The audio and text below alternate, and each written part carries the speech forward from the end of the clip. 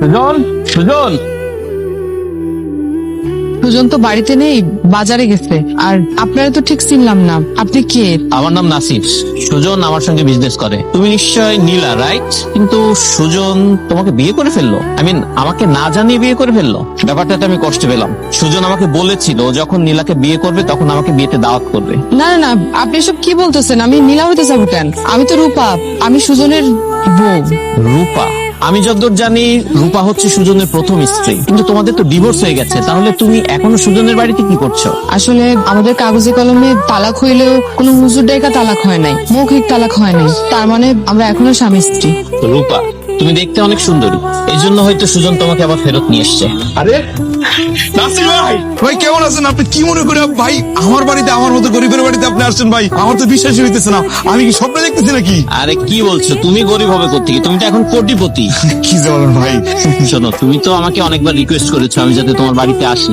তো আজকে এসেছিলাম তোমাদের পাশের গ্রামে একটা দাওয়াত খেতে, আমার আত্মীয়র বাড়ি, তাই ভাবলাম যে তোমাদের বাড়ি থেকে ঘুরে যাই। খুব ভালো করছেন ভাই, আমি কি যে খুশি হয়েছি, মানে আমি তো বিশ্বাসই করতে পারতেছি না। ভাই আপনি আসছেন, আজকে থাকবেন। আমি বাজার থেকে গরু মাংস নিয়ে এসেছি, গুঁড়া মাছ নিয়ে এসেছি, গরুর মাংসের ভুনা, তারপরে গুঁড়া মাছের চচ্চড়ি। আমার বউ খুব ভালো রান্না করে ভাই, আপনি থাকবেন। না করতে পারবেন না? না ভাই, আমি শুনবো না কোনো কিছু। আমি অলরেডি দাওয়াত খেয়ে এসেছি, আজকে পারবো না, আরেকদিন খাবো। হ্যাঁ, আর না ভাই, আপনি যদি চলে যান আমি আর কোনোদিন আপনার সামনে যাবো না, ব্যবসা হচ্ছে সবকিছু বন্ধ। আচ্ছা ঠিক আছে, আমি আজকে তোমার বাড়িতে থাকবো। খুশি? যাক ভাই, আমি খুশি হইলাম, আপনি আমার কথাটা রাখছেন। বাজার ট্রেন নিয়ে রান্না বসা, যাও আসেন, ঘরে আসেন, ঘরে আসেন।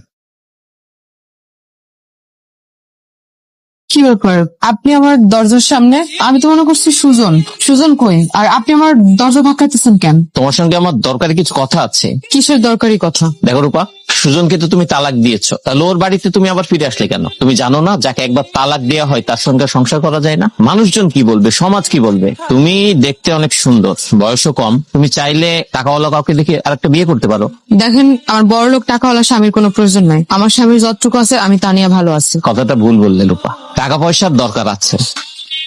আমি জানি যে তুমি সুজনের টাকা পয়সার জন্য এই বাড়িতে আবার ফেরত এসছো, সুতরাং টাকা পয়সার দরকার তোমার খুব বেশি। দেখেন, আপনি আমার আজে বাজে কথা কইেন না। আপনি মেহমান মেহমানের মতো থাকেন। বাজে কথা আমি বলছি না রূপা, আর আমি বাজে কথা বলিও না। আমি সিঙ্গেল, তোমাকে দেখে মনে হয়েছে আমার বিয়ে করা দরকার। আপনি বিয়ে করবেন ভালো কথা, সেটা আপনি আমারই শোনাইতেছেন কেন? সেটা আপনার ব্যাপার। তোমাকে বলছি কারণ তোমাকে আমার পছন্দ হয়েছে, তোমাকে আমি বিয়ে করতে চাই। আর তাছাড়া তুমি নিজেই বলেছো যে তুমি সুজনকে তালাক দিয়েছো, তাহলে তার সাথে তো সংসার করার কোনো প্রশ্নই আসে না। তুমি যদি আমাকে বিয়ে করো তাহলে আমি তোমাকে রাজরানী করে রাখবো। সুজনের চেয়ে টাকা পয়সা আমার 10 গুণ বেশি আছে। তুমি আমাকে বিয়ে করলে বাকি জীবনটা সুখে স্বাচ্ছন্দ্যে কাটিয়ে দিবে। সুজন, সুজন।